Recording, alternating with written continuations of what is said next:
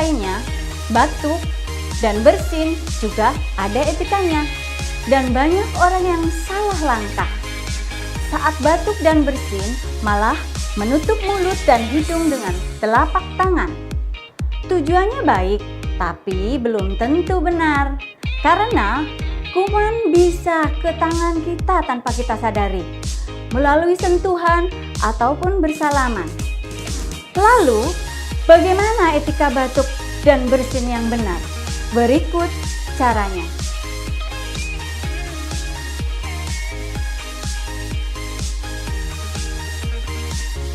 Yang pertama, gunakan lengan baju bagian dalam. Kedua, gunakan masker tutup hidung dan mulut saat batuk atau bersin.